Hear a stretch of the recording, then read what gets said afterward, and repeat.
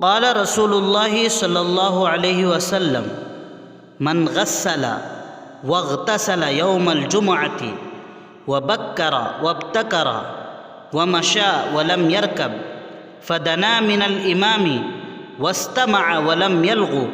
كان له بكل خطوة اجر سنة صيامها وقيامها۔ اللہ کے پیارے نبی حضرت محمد رسول اللہ صلی اللہ علیہ وسلم نے فرمایا، جو شخص جمعہ کے دن اچھی طرح غسل کرے اور صبح سویرے یعنی اول وقت میں مسجد میں جائے تاکہ شروع سے خطبہ پا لے اور سوار نہ ہو یعنی پیدل چل کر جائے اور امام کے قریب بیٹھے، پھر غور سے خطبہ سنے اور کوئی لغو بات زبان سے نہ نکالے، تو اس کے لیے ہر قدم اٹھانے کے بدلے 1 سال کے روزوں اور رات کو قیام کی عبادت کا ثواب ملے گا۔ بعض ائمہ حدیث نے لکھا ہے کہ ہم نے